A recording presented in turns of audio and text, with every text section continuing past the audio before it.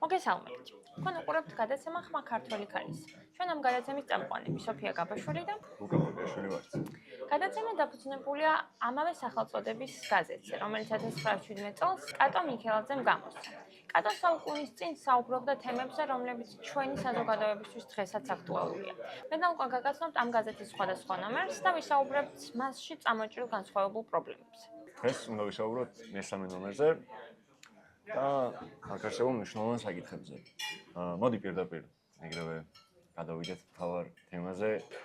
მან ძალიან ბევრი მნიშვნელოვანი დეტალი გამოიკვეთა, მაგრამ თავდაპირველად იმისთვის, რომ კონტექსტი უკეთესად შეიქმნას და უფრო გავხსნათ ქალებზე ლაპარაკის საკითხი, მე მგონია, რომ მან მნიშვნელოვანია იმ დეტალზე ყურადღების გამოხილება, სადაც ეგეთი ამბავი წერია, რომ ქალები რატომ არ შეკავთ პარლამენტში და ნუ თუ ვერ მოიძებნა საკმარისად განათლებული ქალი, როდესაც არსებობენ ძალიან ბევრი ქალები, რომელსაც უმაღლეს შეიძლება არ ქონდეთ დამთავრებული, მაგრამ დამთავრებული აქვს საშუალო განათლება, მიღებული მაინც აქვს საშუალო განათლება და ყავთ კაცები, რომელსაც ეგ განათლება არ აქვს მიღებული. ნუ ეს საკითხი თანამედროვეობაში რო გადმოვიტანოთ, ჩემი წარმოდგენით კვოტების ამბავამდე შეგვიძლია მივიდეთ და იდეაში ჩვენი ერთ-ერთი პრინციპი საუბრის არის ის, რომ 1917 წლიდან 2026 წლამდე დიალოგური რეჟიმით ვცდილობთ იგივე პრობლემები, კატოს შეხედულებით, როგორღაც გავხსნათ და დაგანახოთ თუ რა ხდება თანამედროვე საზოგადოებაში და რა არ შეიცვალა და რა შეიცვალა. ხო, სხვადასხვაობით რომ ვთქვათ, როგორ აირეკლება 1917 წლის პრობლემები, ანუ მე-20 საუკუნის პრობლემები 21 საუკუნეში. ზუსტად. ხო და მოდი დავიწყოთ კვოტებით. და მე ზოგადად ის ადამიანი ვარ, რომელიც სტატისტიკებით არ მოძრაობს და სხვა შორის მეტნაკლებად კვოტების მომხრე დიდად არ ვარ, მაგრამ მინდა თავდაპირველად პატარა კონტექსტისთვის რამდენიმე ქვეყანა ვთქვა, სადაც ქალების ანუ ქალები პარლამენტში 50%-ზე მეტი არიან. ესეთი ქვეყნები არის კუბა, ბოლივია, ნიკარაგუა, მექსიკა და ანდორა. ეს ქვეყნები რაც ჩამოვთვალე, ანუ ყველაში კვოტა არ ყოფილა, ზოგან კვოტები ჰქონდათ, თავდაპირველად ზოგან კვოტები არ ჰქონდათ. კიდე მეორე სტატისტიკა საკითხი ეგეთია, რომ 1990 წლიდან მოყოლებული მსოფლიოს მასშტაბით დღევანდელ ან წლევანდელ წლამდე ქალების ჩართულობა პარლამენტში 11%-დან 23%-მდე არის გაზრდილი. ნელ-ნელა იზრდება და მიყვება და ეგ მარტო კვოტების დამსახურება არ არის, მაგრამ მეორე სტატისტიკა კიდე ესეთია, რომ კვოტები სადაც არის საშუალოდ 31%-ია კვოტები და 31% რახან კვოტები ან ჩართულობა შესაბამისია და სადაც კვოტები არ აქვს, დაახლოებით 23% არიან ქალის ჩართულობა კვოტების გარეშეც რა. ხო და მე ხარ რატო არ ვარ კვოტების მომხრე. პრინციპი არის ეგეთი, რომ იმ ქვეყნებში სადაც ქალების ჩართულობა იყო თავდაპირველად, ანუ first world countries რაც ეძახიან პირველი დონის ქვეყნები, მოდი ესე ვთქვათ რა. იქ თავდაპირველად ჩართულობა შესაბამისად მეტი იყო. იმ ქვეყნებში სადაც კვოტები შემოიღეს, იყვნენ ის ქვეყნები, რომლებიც კოლონიალური ქვეყნები, ანუ რომლებიც დაპყრობილი ყავდათ რაღაც კოლონიებს. ინდოეთი იყო ესეთი ქვეყანა, ჩინეთი მდებარე ქვეყნები იყვნენ რა, ასე ვთქვა და იქ საჭირო იყო, იმიტომ რომ იქ კულტურა არ არსებობდა ქალის ჩართულობის პარლამენტში. შესაბამისად დაჭირდათ კვოტები რა და ეს ზემდგომი ქვეყნებიდან შემოიღეს ეს კვოტები. მე მომხრე იმიტომ არ ვარ, რომ ორი მნიშვნელოვანი დეტალია. იქ სადაც კვოტები საჭიროა. ისეთ ქვეყნებში ამბავ იმაში რომ კვოტებს თავს უეჭველი არიდებენ. ანუ შეუძლებელია თავი არ არიდნენ რა. სიტყვაზე რო ეთქვი რომ 10% უნდა იყოს, ან შენი გუნდის წევრის 10% ქალი უნდა იყოს. ისინი სიაში, პარტიულ სიაში ქვევით ჩასვამენ 10% ქალებს. როგორც წესი ეგრე ხდება. მასე შემთხვევა იყო ზუსტად საფრანგეთში რა. მაგრამ მან საფრანგეთის მაგალითზე გადავდიოდეთ, მან არის ორი მთავარი დეტალი, რადგან ყურადღება უნდა გავამახვილოთ. ანუ ერთი თვითონ როგორი დიზაინით იქნება საარჩევნო სისტემები აგებული და მეორე რა იქნება სანქციების მექანიზმები. საფრანგეთის შემთხვევა იყო ზუსტად მასეთი, რომ 2000 წელს მიიღეს გენდერული პარიტეტის პრინციპი ქვია ამას, რომელიც გულისხმობს, რომ ბალანსი 50-50 შორის დაცული უნდა იყოს. საფრანგეთში პოლიტიკოსები მოიქცნენ ესე. კანონი ავალდებულებდათ, რომ ყოველი მეორე ქალი უნდა ყოფილიყო საარჩევნო სიაში. მაგრამ ასევე კანონში დაზუსტებული იყო დეტალი, რომ ასეთი საქმის არ გაკეთების შემთხვევაში შეეძლოთ გადაეხადათ ჯარიმა. როგორ ფიქრობ, როგორ მოიქცნენ? მე მგონებს, რომ ჯარიმას გადაიხადნენ. გადაიხადეს ჯარიმა. კი. შემდეგაც მე ვიღეთ ის, რომ ამ კანონმა არ იმუშავა, მაგრამ განსხვავებული სიტუაცია მექსიკაში. სხვათა შორის შენ და მახარა რო თამაშობთ ხოლმე, თუ მიხვდები ქვეყნების გამოცნობაზე, რომელიც ქვეყნიდან არის ავტორიო. მოდი, ეგ გადავიტანოთ აქ. თუ მიხვდები, რომელი ქვეყანა მოწინავე გენდერული პარიტეტის პრინციპის დაცვით? მექსიკა? No. ბოლივია? No. სამხრეთ ამერიკული ქვეყანა არის ჩემი აი წარმოდგენით. ეს მინდოდა. არა სხვათა შორის. მეც ეს დაშვება მქონდა და აბა რომ მაის. აფრიკა. არ ველოდი. რუანდა. საბსაჰარა აფრიკა თუ რუანდა. ხო, მან 61%-ია. ხო.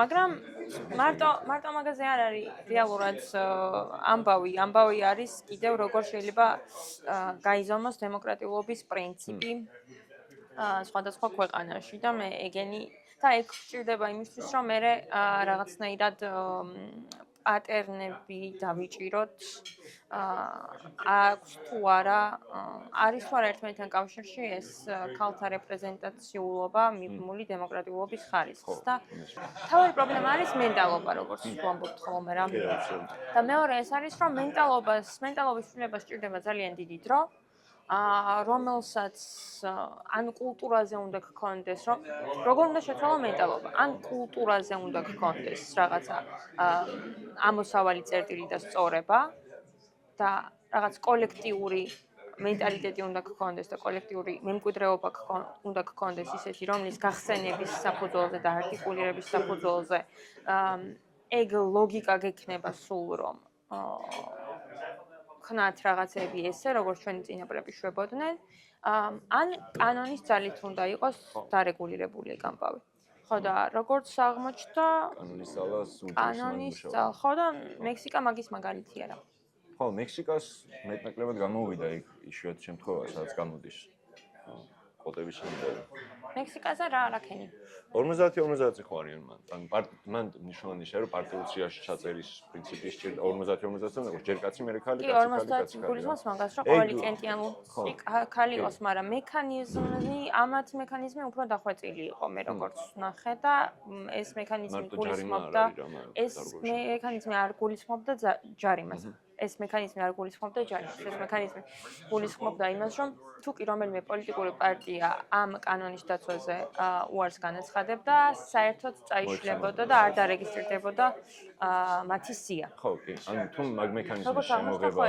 ჭირდება ეგრე უნდა გააკეთოს უბრალოდ მან მეორე საკითხია რა რამდენად მზად არის საპარლამენტო სისტემა იმისთვის რომ ეგ რეგულაციები შემოიღო აი მაგალითად აი მექსიკის შემთხვევაში საპარლამენტო სისტემა და ზოგადად პოლიტიკური ველი მეტნაკლებად მზად იყო იმისთვის რომ ეგ 50-50 პარიტეტი შემდგარიყო რა გონი პირიქით არის მექსიკის მაგალითი მგონია რომ ჩვენი მეში უფრო გამოგვედგება რომ კანონის უზენაესობა იყო ის რამაც ეგ ამბავი დაარეგულირა და არა პირიქით ხო მეშმის იდეაში ერთ რაღაცას გულისხმობთ მაგ შემთხვევაში ანუ პარლამენტის მზაობას ვეძახი მე მაგას უბრალოდ და კანონის უზენაესობა მოიაზრება მაგ პარლამენტის მზაობაში რა მაგრამ იმ ქვეყნებში სადაც ეგ კარგად არ არის დარეგულირებული ან კანონის უზენაესობა არ არის პარლამენტი ვერ არის მაგისტვის მზად რომ ეგ მოხდეს ნუ კოტების მაგხელა რაოდენობა უბრალოდ ჩამოშლის მსნელ პარლამენტს რა ზოგი პარტია ვერ მოახერხებს რომ სიტყვაზე 50-50 პარიტეტი დასვას და შესაბამისად ჩაიხსნება არჩევნებს და მეორე მოხერხების მექანიზმი არის რომ უბრალოდ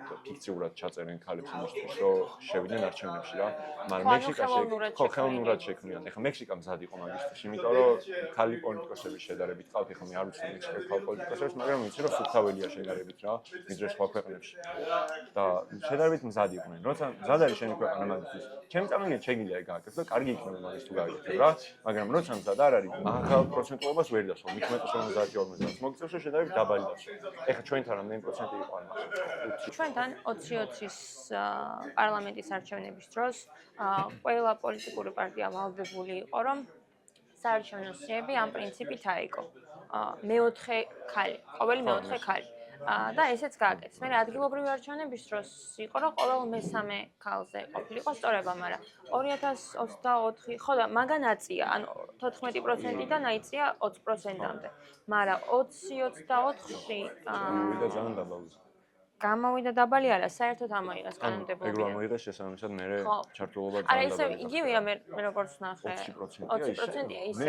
მაგრამ მართლმა პარტიამ და გირჩმა გაუქმეს სამი მოსმენით და რა გააკეთა ძალიან მაგარი ხურობა რა გააკეთა გირჩმა პარლამენტში კვოტები მოხსნა. საგო. ბეცო.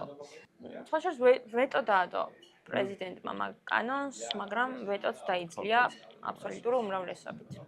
მოდი ახლა ვილაპარაკოთ უშუალოდ კვოტების პრინციპი რა გამოდის რა და ჯერ რატო არიან სიტყვაზე კვოტების ამბავზე ხო არის ძალიან ბევრი ადამიანი რო არ არის კვოტების მომხრე, იმიტომ რომ ვიღაცები თქვენ რომ შეიძლება დამამცირებელი იყოს ეს ან არ იყოს სწორი მექანიზმი ან რაღაც. ან მე უბრალოდ ჩემი პრობლემა არის უბრალოდ რომ ტექნიკურად ვერ გამოდის კვოტები, მე მაგას ვამბობ არაფერს იდეაში რა, მაგრამ ხალხი არის ვისაც არგუმენტი აქვს რომ იდეაში რაღაცა კვოტით როდესაც პარლამენტში შესული ხარ, არ გცხვენიაო მაგას ვამბობ. და აი მაგასთან რა დამოკიდებულება გაქვს თქვენ მე ეგ მაინტერესებს, იმიტომ რომ აი მოდი წარმოვიდგინოთ ჩვენ ჰიპოთეტური როგორც კოლექტიურ ქალებს, თუ მე როგორც მე. როგორც ინდივიდს და როგორც კოლექტიური ქალების წარმომადგენელს, ანუ ორი შეკითხვა მაქვს. კვოტებით რო შედიოდე პარლამენტში, რა მდგომარეობას გამოიწვევდა ექშენში, ეგ მაინტერესებს და ზოგადად შენ ეს რატო არსებობს ეგ წარმოგიდგენა და მართალი არის თუ არა ეგ წარმოგიდგენა საერთოდ ეს თვალზე კვოტით თუ ხარ შესული, ეგ რაღა შესვლაო, რა მომბობ. მე მაგის არ მჯერა, ეს უბრალოდ პირდაპირ ვიტყვი. თქვენ შეხედულობა მაინტერესებს. არ არის ისი. ანუ კვოტით თუ ხარ შესული რაღა შესვლა ეგ არისო, ავი, ანუ რას ქვია რა შესვლა ეგ არის, ანუ რეპრეზენტაციის საკითხია რა, ჩვეულებრივი და ძალიან ისეთი. თუ ტექნიკურად გამოდის, ძალიან კარგი საკითხია კვოტებით შესვლის პრინციპი რა. მიუხედავად იმისა, რომ ჩემი წარმოგიდგენით ის ქალი, რომელიც კვოტით არის შესული და იმსახურებს იქ შესვლა კვოტის გარეშე შევიდოდა, მაგრამ უბრალოდ ის რომ კვოტა არის, ეგ ნიშნავს იმას, რომ ქვეყანა მზად არის იმისთვის, რომ ნელ-ნელა დაინტეგრიროს ქალები და მათი რეპრეზენტაცია შეძლოს რა პარლამენტში და პოლიტიკურ ველზე. მე ესე ვუყურებ რა. ტექნიკური მზაობა გჭირდება უბრალოდ მან. მექსიკა მაგის მაგალითია. ჩვენთვის რაღაცები ძალიან მარტივად ლაგდება რა.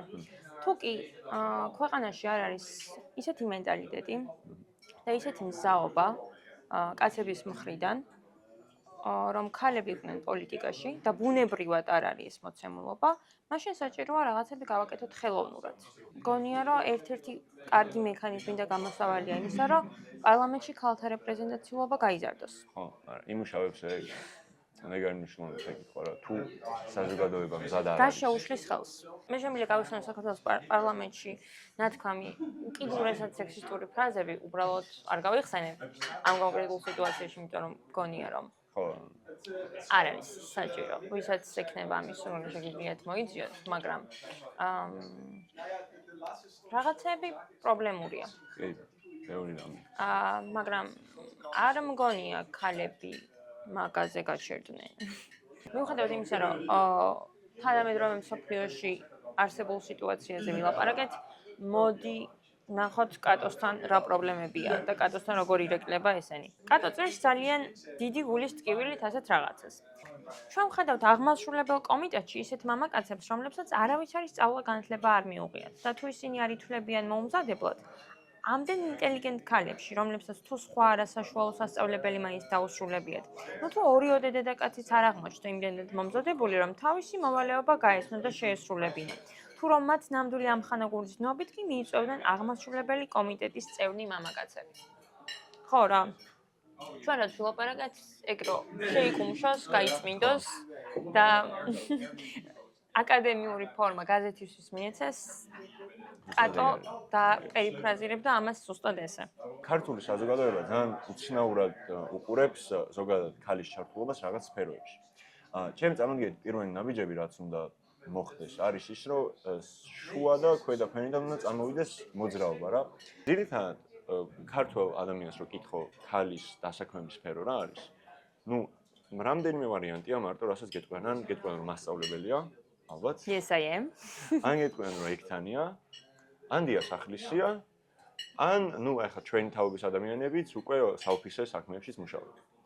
და საოფისე საქმეები უფრო ზედათ თავს. რომ მე-20 საუკუნიდან ვილაპარაკები. ხო, იმიტომ რომ მე-20 საუკუნის ხალხს ვილაპარაკობ. ეს რეალურად მე იმ საზოგადოებაზე რომელსაც ახლა მე ვილაპარაკობ, ხო მე-20 საუკუნის იდეების, მენტალიტეტის გადმონაშთის ხალხი არიან რა. და მაგიტო რომ მე და შენ რომ ესე ვისხდეთ და რაღაცა ქვეყნის მოწყობაზე ვილაპარაკოთ, აუცილებლად ძალიან კარგი ქვეყანა გამოვა, სადაც 50-50 ან ცოტა მეძე იქნება პარლამენტი მოწყობილი, ჩართულობა იქნება თანაბარი, შესაბამისი და ამ შემდეგაშენ იმისთვის რომ ჩვენ ქვეყანაში ის პრობლემები მოვაგვაროთ და ჩართულობა გავზარდოთ, ნუ ამ მენტალიტეტის ხალხს უნდა მივხედოთ რა და დაველაპარაკოთ, ესე რომ ვთქვათ. ხო და ამ ხალხს რომ დაველაპარაკოთ, პირველ რიგში აუცილებელია რომ ვიზუალურადაც ვანახოთ რაღაცები. ქალების ჩართულობა მარტო იმ სფეროებში, სადაც დოგმატურად თქვენ გონიათ რომ ჩართულობა ეგრე არ მუშაობს, ან ქალებს შეუძლიათ სხვადასხვა სფეროში ჩართულობა. მაშინ როდესაც ეს ჩართულობის ველი ნელ-ნელა გაფართოვდება და არ იქნება მარტო მორგებული იმ დოგმატურ საკითხებზე, რომლებზეც იყო მე-20 საუკუნის მორგებული, მე-20 საუკუნის ძირითადად მასწავლებლები იყვნენ ქალები, სხვა და დიასახლისები, სხვა პროფესია იშვიათი იყო რა. და როდესაც ამ კაცებს და ადამიანებს დავანახებთ, რომ ეს გაზრდილია ეს ველი, შესაბამისად მე ჩართულობა სხვა სფეროებში სხვა გაიზრდება. საბოლოოდ მივალთ იქ, რომ რეპრეზენტაცია პარლამენტში მოხდება არა იმით, რომ ჩვენ კვოტებით ვახერხებთ ამას, არამედ იმით, რომ ეს სფეროები ნელ-ნელა მიიყვანს აქამდე. შედარებით რთული პროცესია, მაგრამ უბრალოდ მე ჩვენი თაობის ძალიან დიდი იმედი მაქვს, იმიტომ რომ ჩვენი თაობის ქალებიც და ზოგადად კაცებიც ამ საკითხს ეგრე უყურებენ, რომ თანასწორი უნდა იყოს ჩართულობა თანასწორობის პრინციპზე ბევრად აგებულია ჩვენი საზოგადოება, ჩვენი თაობის საზოგადოება. შესაბამისად ეს ჩართულობა, თუ იმ მენტალიტეტის ხალხში 40 წელს მოითხოვს, ან 50-ს ჩვენი მენტალიტეტის ხალხი რახან დაიმატება, ცოტა ნაკლები დაჭირდება, ჩემი წამოდგენით ალბათ ერთი 10 წელი უნდა დაჭირდეს, მეტი არა, ძალიან დიდი იმედი მაქვს. მე მაგას ნაკლები მინდა რომ დაჭირდეს და მინდა რომ შემდეგ პარლამენტის მოწვევაში ბევრად მეტი ქალი იყოს. უბრალოდ ცოტა რეალისტურად რომ შევხედოთ ეს ძველი მენტალიტეტის ხალხს უნდა მიუდგეთ რა. თუ იცნობ ვინმეს, ვინც თანამედროვეობაში წარმოგიდგენია მაგ სისტემაში? თანამედროვე პოლიტიკოსი ხალი? პოტენციური თანამედროვე პოტენციური პოლიტიკოსი ხარ. ჩვენ თაობაში კი ბევრი. ხო? კი, რაშიც ახ ბევრი. მიხარია. საკმაოდ ბევრი და მე მაგას ვამბობ, რომ ჩვენი თაობის ძალიან დიდი იმედი მაქვს. სხვა შორის ეს თავისუფალი უნივერსიტეტის ერთ-ერთი დიდი დამსახურებაა. ძალიან კარგ სივრცეში მოვხვდი, ძალიან კარგი ადამიანები და მე ძალიან ბევრ მომავალ მწერალს ვიცნობ, რაღაცა საგამომცემლო სფეროში რო იქნებიან და ძალიან მაგარ რაღაცებს გააკეთებენ პოლიტიკაში რო იქნებიან, რაღაც სამეცნიერო სხვადასხვა სფეროებში რო იქნებიან და თანაბრად არის ეს კეშის დაყოფა რა, მარტო კაცები არ არიან. ანუ მე სიმართლე რომ ვთქვა, ბევრად მე ხალხს ვიცნობ, რომელიც ჩვენი ასაკისას, რომელიც სამეცნიერო სფეროში წავან, პარლამენტში მგონია რომ წავან, საგამომცემლო სფეროში იქნება, ან წერალი გახდება ან რაღაცა და მაგიტომ აქ იმედი რომ ეს ძველი მენტალიტეტი არა მარტო იმით რომ დაველაპარაკებთ, არამედ იმით რომ ჩვენ რაღაცებს ვაჩვენებთ, ცოტა შეიძლება და ეს რეპრეზენტაცია უფრო მარტივი გახდება ჩვენთვის. იმდენად მარტივი რომ მე უკვე თვითკმარი იქნება, თავისით შეძლებს რომ იმ დონემდე მივიდეს, რა დონეც მისთვის ბუნებრივია. ან ესე წნეხის ქვეშ კი არ იყოს და ვიღაცა კი არ ამონდეს რომ ქალი სახლში უნდა იჯდეს და დიასახლში უნდა იყოს ან მარტო მასწავლებელი უნდა იყოს. არა, მე მენტალიტეტი საერთოდ ჩამოიშლება. და გვექნება ახალი მოცემულობა, სადაც ქალს შეუძლია გააკეთოს ის რაც სურს, კაცს შეუძლია გააკეთოს ის რაც სურს და არანაირი სოციალური წნეხი ან მიწერილი როლები აქ არ შემოდის რა. მე ეგეთ საზოგადოებას ვეტრფი. შვების მომგვრელი იყო, იმიტომ რომ ეხა მე რა კითხვაც დაგისვრი, კითხვა მეც დავუსვი საკუთარ თავს. და როცა ვიღაცები გამახსენდნენ და გამახსენდნენ ძალიან კონკრეტული ინდივიდები, ძალიან კონკრეტული სოციალური უნარებით. მეც ეგ მადლიერების განცდა გამიჩნდა, იმიტომ რომ ძალიან ბევრი რაღაცა, რაც გაკეთებადი იქნება და რასაც გავაკეთებთ მომავალში, გაკეთებული იქნება ზუსტად მაგ ხალხის მიერ, რომელიც გძნობს ამ ისტორიული პროცესების ფეთქვას, მეტაფორული ენით რო ვთქვათ, და აქვს ვნება რაღაცების კეთების და აქვს ქმნადობის ძალა. როცა კატო ლაპარაკობს პოლიტიკურად არათავისუფალი ქვეყნის სიმპტომებზე, ლაპარაკობს ყოველთვის ამაზე, რომ რა მახასიათებლები აქვს ასეთ ქვეყანას. პირველი, ეს არის ის, რომ ინდივიდუალური განვითარების შესაძლებლობას ზღუდავს და სპობს და მეორე, რომ ქმნად ენერგიას აქრობს.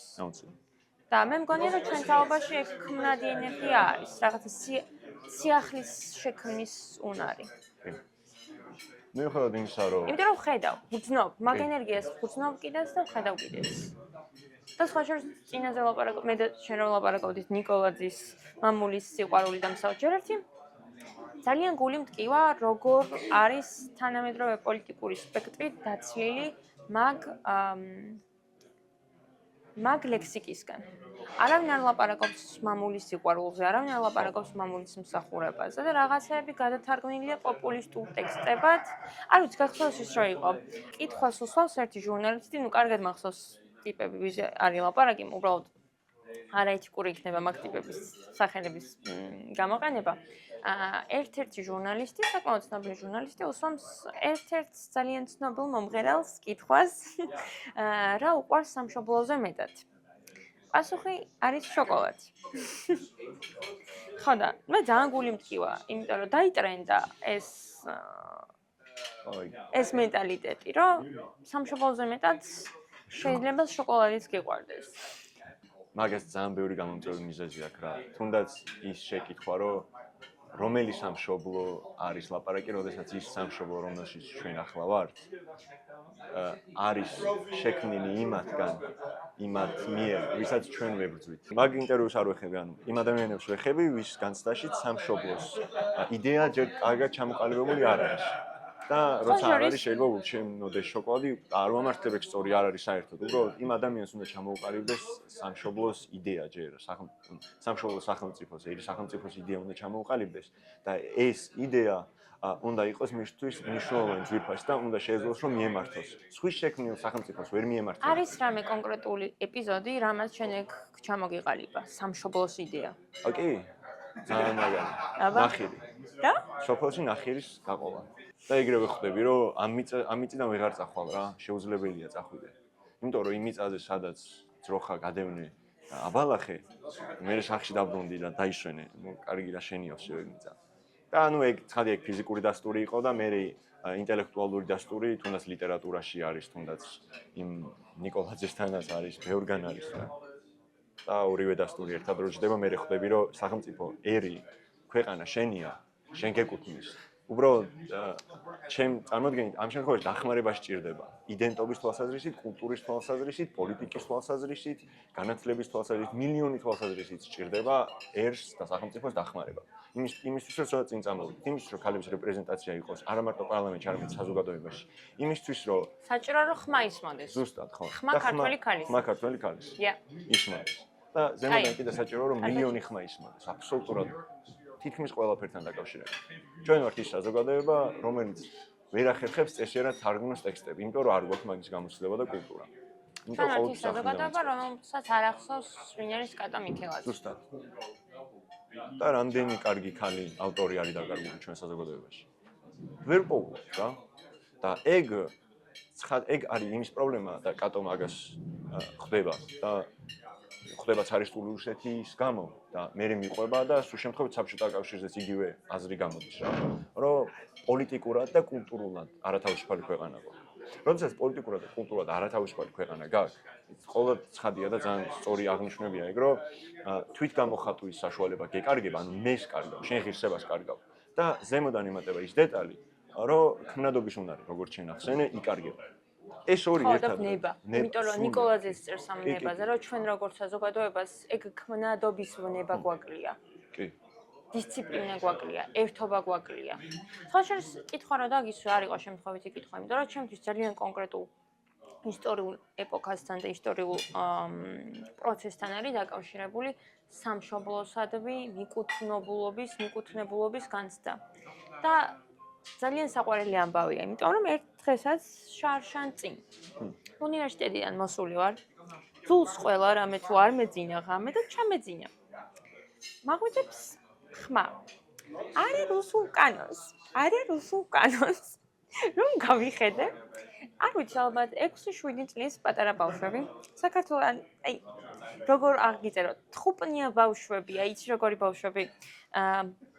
ღილები რო არასწორად აქვს შეკრული და აქ რო ნუთელა უსვიათ. აი ეგეთი ბავშვები ყვეროდნენ ამას, რომ გაუმარჯოს საქართველოს დროშით. ხო და საიდან იყო ეხა ეს ამ ბავშვებს ხარ და ეს იზმნებოდათ არარუსული კანონი და გაუმარჯოს სამშობლოს და ასე შემდეგ. თანამედროვე პროტესტებმა ეგ განცდა გააჩინა. განცდა გააჩინა იმის, რომ რაღაცა ძალიან კონკრეტულს ემსახურები, რაღაცა ძალიან კონკრეტული გიყვარს, რომლისთვისაც შეგიძლია რომ არ ვიცი. ღამეები ათენა და რუსთაველის გამზირზე იდგე.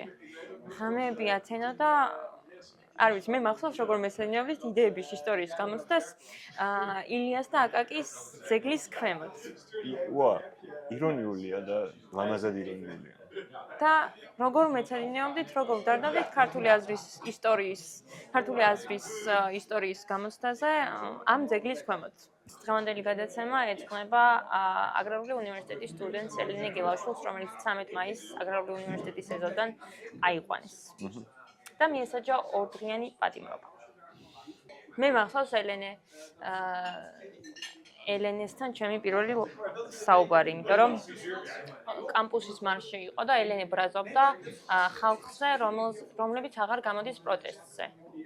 და მე ვამშვიდებდი და ვეუბნებოდი ელენეს, რომ იცი რა ელენე, არალოგიკური ადამიანს უთხრა, რომ რაღაცებს ვერ ხედავ. ელენეს თავი არგუმენტი იყო, რომ ეს ხალხი ვერ ხედავს მომავალს და ვერ ხედავს საით მიდის ქვეყანა და მე ვეუბნებოდი, რომ ელენე არალოგიკურია და ირაციონალურია ადამიანს ელაპარაკო, რომ იცი რა, შენ რაღაცებს ვერ ხედავ შენ ცხოვრებაში. და დღევანდელი დღის გადმოსახედიდან მე დარწმუნებული ვარ, რომ ელენე მართალი იყო. იმიტომ რომ ეს ხალხი მართლა ვერ ხედავს სად მიდის ქვეყანა. ჩვენი ქვეყანა არის ქვეყანა, სადაც მასწავლებლებს, რომლებიც ინდივიდუალური თავისუფლებისთვის იბრძვიან და აქვთ 400 ლარი ხელფასი, 5000 ლარიან ჯარიმას უწევენ. ვახ. მე ვარ ეს მასწავლებელი. ჩემი თანამედროვე, ჩემი ყოველდღიური დარდი არის ახლა ეს, რომ ჩემი მეგობრების უმეტესობამ ქვეყანა დატოვა. ხო, მე ვითარებაც რა. და ძირითადად წავიდნენ გერმანიაში. ამის წინააღმდეგი არ ვარ, იმიტომ რომ ეს ხალხი შემდგარი ხალხია. ეს ხალხი ნაწილი ექიმებია, ნაწილი არ ვიცი. მასწავლებლებია, ნაწილი პოლიტიკურ მეცნიერებებში უხთ გამოცდილება. მე ძალიან მადარდებს. პოლიტიკურადაც ძალიან მადარდებს და სოციალურადაც ძალიან მადარდებს და განცდის დონეზეც ძალიან მადარდებს, იმიტომ რომ მე მგონი შარშანდელი ჩემი ADHD მოვატეთ. შარშანდელი ის არის სტატისტიკა, რომ ზრდასრულმა ადამიანებმა კი არა 2024 წლის გამოქვეყნებული კვლევა არის, მე მგონი საქსტატის, რომ 2020 წლიდან 2024 წლამდე 22727-მა მოსწავლემ დატოვა ქვეყანა. ხო, ისიც ვისაც განათლების წყურვილი აქვს მართლა და სამეცნიერო სფეროს პატივსცემს უნდა რომ ჩართული იყოს, ის ხო არ დარჩება რა. იმიტომ რომ ვითარება არ გაქვს საერთოდ რო დარჩე. არა ვითარება. რამე ხო, ანუ მაგალითად მე ძალიან მინდოდა ლიტერატურას მცოდნეობას გავყოლოდი. ვერ მოვახერხე უცხოეთში ჩაბარება, ეგ ცალკე ჩემი ბრალია, ანუ არ მიცდია ნეტამეცადა და ჩამებარებინა, პირდაპირ ვამბობ. და საქართველოში არ იყო ვითარება. საჯარო სკოლა გაქვს დამთავრებული? საჯარო სკოლა მაქვს დამთავრებული, მაგრამ ჩემი ბრალი ანუ არ ვჩადე უბრალოდ რა. ძალიან გვიანი ვიფიქრო ლიტერატურას მცოდნეობა მინდოდა, უკვე ძალიან გვიანი იყო და მე მექი მართვაზე შემოვჭი რა. თორე საქართველოში რო ყოფილიყო წესიერი ლიტერატურას მცოდნეობა საბაკალავრო. ის რა ქვია, ფაკულტეტი აუცილებლად ჩავაბარდი, უბრალოდ არ არის. პატივს არ ცემენ ეგ სფეროებს. და ეს არისო რომელ წელს ჩაბარე? 20-22-ში. 3-ში. პატარა ვარ. და ახლა 20-26 წელს საერთოდ არ არის. მაშინ ილიას მაინც ქონდა ლიტერატურა და შეიძლება რაღაცა გეჩალიჩა, მაგრამ აი, ცოტა რა. სადღაც წაიღეს, არ ვიცი რა წაიღეს. ვინას სწავლის რა. მე მაქვს ამაზე პასუხი, მაგრამ თავს შევიკავებ. კაი, მე რაც მომწონს კატოს აზროვნების სტილში, არის ეს, რომ რაღაცებს აწყობს, ჟურნალს აწყობს კონტრასტის საფუძველს.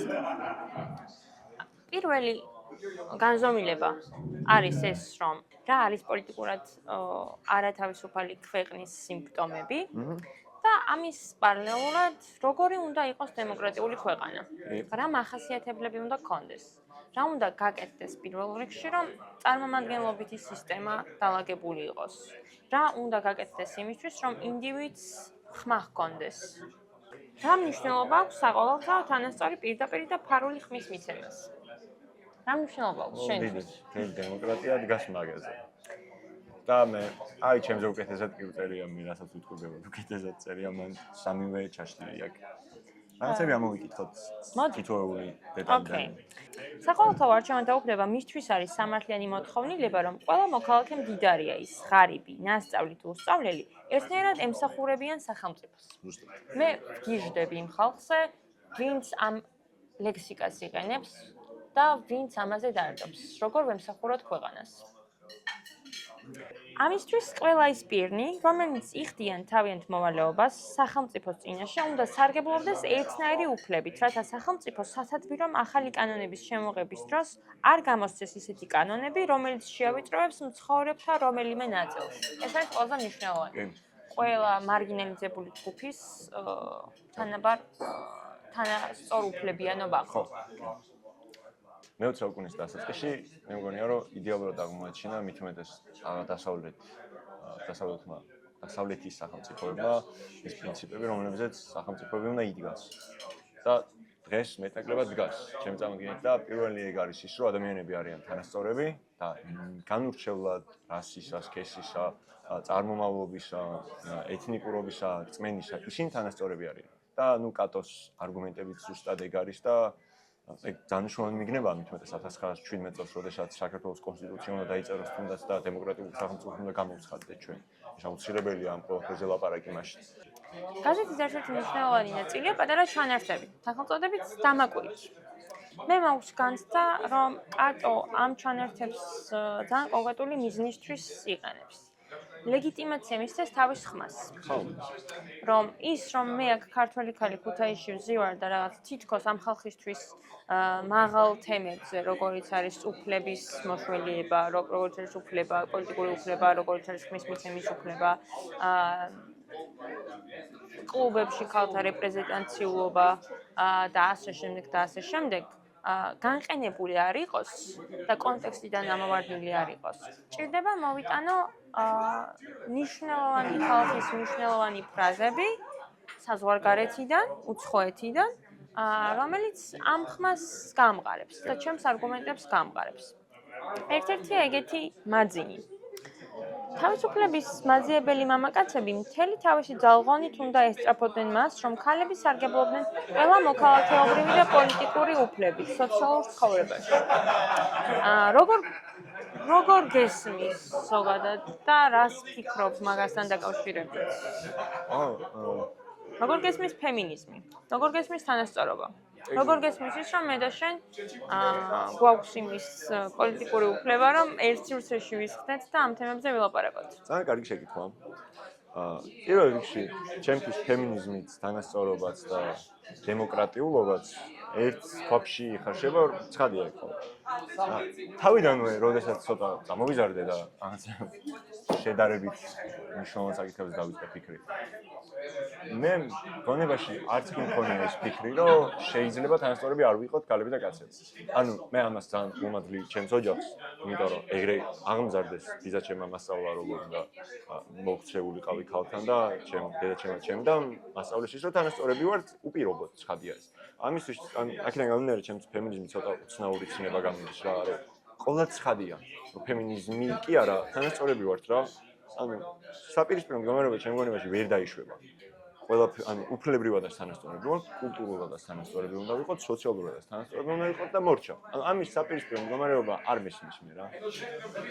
ეგ არის, მესმის რომ საზოგადოების უდიდესი ნაწილი, მით უმეტეს ძველი თაობის უდიდესი ნაწილი ფემინიზმის ცნება საერთოდ აბუჩადიგდებს და თანასწორობის საკითხი არ ესმის. მაგრამ მე ძალიან დიდი იმედი მაქვს და მე მჯერა რომ ეს ძალიან უცნაურია, იმიტომ რომ საბჭოთა კავშირი იყო პირველი ქვეყანა, რომელმაც ქალებს მისცა უდიდესი პოლიტიკური სივრცე. იმიტომ რომ ხო, მან გენდერს აღარ ენიჭებოდა იმდენად დიდი მნიშვნელობა, რამდენადაც კლასს და ამ კლასში მუშათა კლასს. და იქ მე ძალიან მიყვირს. ანუ პირველი ქვეყანა იყო, რომელშიც ჰქონდათ ქალებს აბორტის უფლება. ეგენი მესმის, მაგრამ ეგ დაახლოებით როგორი საკითხია იცი, რომ საქართველოს, როდესაც სსრგ-ს ნაწილი იყო, გამოყოფა შეელა. პოლიტიკურად უფლებრივად. ანუ ეგ პოლიტიკური ამბავი, რომ ქალის ხმის მიცემის უფლება აქვს, დაახლოებით იგივე პრინციპია, რაც საქართველოს, როდესაც სსრგ-ს ნაწილი იყო, შეეძლო რომ გამოყოფოდა. ანუ ფიქციური მოცემულობა. ხო, ანუ მან ამბავი იმაშია, რომ მე არ მჭირდება გარი დანამატები იმისთვის, არც სამართლებრივი, არც ლიტერატურული, არც პოლიტიკური, არც რაღაცა ეგეთი, იმისთვის, რომ მე ვიცოდე, რომ ქალი და კაცი თანასწორობენ. ჩემს ბუნებრივია ეს. სტუარტ მილის ტექსტს რო ვკითხულობდი, სახელი დამავიწყდა ქალების თანასწორობის საკითხზე, აი ჩემთვის ბუნებრივი იყო, რომ ეს ხო მე რო ვკითხულობდი, ხო ჩემ ფიქრი იყო, რომ ეს ხო ისე ცხადია. და ნუ მე არ არის რეალურად ეგ ცხადი უბრალოდ. და მაგიტო არის რომ აქვს ხედავთ და ვლაპარაკობთ, რომ ეგ ცხადი არ არის. ჩემს ცხადია და მე მგონია, რომ ყველა ადამიანისთვის ცხადია, ეგ ვინც თანასწორობის პრინციპს ითავისებს რა. ხო და ერთი იმის გამინდა უბრალოდ რომ აი ქალებს რო ხმის მიცემის უფლება ქონდათ საბჭოთა კავშირში. მან მნიშვნელოვანი ის არის რომ რეალურად სამართლებრივად ახლა თითქმის მთლიან მსოფლიოს მასშტაბით არა, მაგრამ მეტნაკლებად წესი არის ქვეყნებში სამართლებრივად თანასწორები არიან უკვე ქალები და კაცები და ეს აუცილებლად უნდა ითქვას, რომ სამართლებრივად მეტნაკლებად თანასწორები ვართ. მეტნაკლებად რა თანასწორები ვართ რა? აქ მნიშვნელოვანი არის უკვე სოციოკულტურული მოვლენა რა. კი სამართლებრივად თანასწორი ხარ, მაგრამ ეს სამართლებრივად თანასწორობა შენ სოციუმში და შენი კულტურის სპექტრში როგორ არის დაცული? ჩანართის წაკითხვა მინდა კიდე შენთვის, მაგრამ არა ჩანართის გამო, არამედ ავტორის გამო. შენ თუ იცი და ვიცი რომ იცი, ვინ არის ჯორჯ ელიოტი? ხადი. გითხარით. ჯორჯ ელიოტი არის ინგლისელი პოეტი, ქალი პოეტი, რომელსაც უწევდა რომ კაცის ფსევდონიმით ეწერა, იქიდან გამომდინარე რომ მან იცოდა რომ თუ თავისი ნამდვილი სახელი და გვარი დაწერდა, მის ნაშრომებს ან არ გამოაქვეყნებდნენ, ან არავინ წაიკითხავდა. ეგ მაგ პერიოდის სენი ცხადია რომ ეგ სენი იყო პატრიარქალურ საზოგადოებაში, მით უმეტეს მაგდონის პატრიარქალურ საზოგადოებაში ძალიან ბევრ კარგ ავტორს ან უწევდა რომ კაცის ფსევდონიმით დაეწერა, ან უწევდა რომ კაცის სტილით დაეწერა. შუალედი ალბათ არის მარტო მიჩელის კარტაგებული, რომელსაც შეეძლო რომ ქალივით ეწერა რა. ხო, არა მხოლოდ მგონი რამდენიმე ფრონტებით და აი სადავოა რა. რამდენად გამოვიდა. ქარიშხლიანი უზელტეხილი ნაწილი არის, ნაწილი არა რა. ვერ გაიტანს. ეგ არ ვიცი რამდენად მხოლოდ მაგ ეპოქისთვის დამახასიათებელია, იმიტომ რომ წინაზე ვკითხულობდი და მაინტერესებდა ვინ იყო ელენე ლორთიფანიძე, იმიტომ რომ ელენე ლორთიფანიძე არის ჩემი უდიდესი სიყვარული. შენ იცი ვინ იქნებოდა სოფია გაბაშვილი 1917 წელს? ვინ? ელენე ლორთიფანიძე. რატომ იქნებოდა ახლა სოფია ელენე ლორთიფანიძე? გაზეთს აქვს ხოლმე ბოლოში შემამწირულთა სიები. ესეც ჩემი საყვარელი ამბავია, იმიტომ რომ როგორ გრძნობს ეს ხალხი ამ გაზეთის საჭიროებას და მნიშვნელობას. ელენე ლორთიფანიძე არის მასწავლებელი, რომელიც გაზეთის ფონდის გასაძლიერებლად პატარა ჯიხაიშიდან უგზავნის კატო მიქელაძეს 38 მანიცა და 25 კაპიკს. ეს იქნებოდა სოფია გაბაშვილი 1917 წელს. მე ხო უბრალოდ წარმომიდგენია როგორი ვნებით შეიძლება ჩამოუვარო და დათათხო შენი მოსწავლეები, რომ აბა ქუთაისში ახალი გაზეთია გახსნილი და ფული გავგზავნე. შევკრივოთ ფული. ანუ თქვათ ვინ იყო? ელენე ლორთთა ამბავი არის ესეთი, რომ როცა მე გამიჩნდა სურვილი, როცა მე დავგუგლე ელენე ლორთიფანიძე, ელენე ლორთიფანიძეზე წერია აღწერილობაში ასეთი რაღაცები, რომ იყო მნიშვნელოვანი და დიდი საზოგადო მოღვაწე, მასწავლებელი, პოლიტიკური ფიგურა და როცა სიღრმისეულად უნდა ყოფილიყო ჩაშლილი, თუ სად იყო მასწავლებელი, რომელ ფრაქციაში იყო, რომელ პოლიტიკურ პარტიას ეკუთვნოდა, რა საქმეები აქვს გაკეთებული, ელენე ლორთიფანიძეზე წერია, რომ არის ნიკო ლორთიფანიძის და მერაბ ლორთიფანიძის შვილი და იაკობ წერეთელის, თუ სწორად მახსოვს, იაკობ წერეთელის ცოლი. აი ასე აღიქვამს თანამედროვე საზოგადოება ქალს, რომ არის მამაკაცის ნაწილი. ანუ მამაკაცური პრიზმა, როგორ უყურებს ქალი მნიშვნელოვანი, უბრალოდ მამაკაცური პრიზმა, როგორ აღიქვამს საზოგადო მოღვაწე ქალების როლს, რომ არის ვიღაცის გაგრძელება. რომ არის ვიღაცის და, ვიღაცის ცოლი და ვიღაცის შვილი. ნიკო ლორთიფანიძეზე რომ ეწეროს სიტყვაზე რომ ელენე ლორთიფანიძის ძმა. ხო. და ნიკო ლორთიფანიძეზე რომ გადავედი, დიდუბის პანთეონში საფლავი და ის და ეს, ანუ ყველაფერი სიღრმისეულად და ელენე ლორთიფანიძეს წერია ეს. ამიტომ ეს გადაცემა ეძღვნება ორ ელენეს. ელენე ლორთიფანიძეს და ელენე გელაშვილს. ეს იყო გადაცემა ხმა ქართველი ქალისა, მადლობა რომ გიყურეთ მეგობრებო. არ დაგავიწყდეთ რომ გამოიწეროთ ჩვენი არქი და გაგვიზიაროთ თქვენი აზრები კომენტარებში. აუცილებლად გითხარით რა გაინტერესებთ, რა მოგეწონათ, რას დაამატებდით ჩვენს საუბარში და რა მნიშვნელოვან საკითხებზე გსურთ კიდევ რომ ვილაპარაკოთ. მადლობა ყველაფერთვის. ნახვამდის.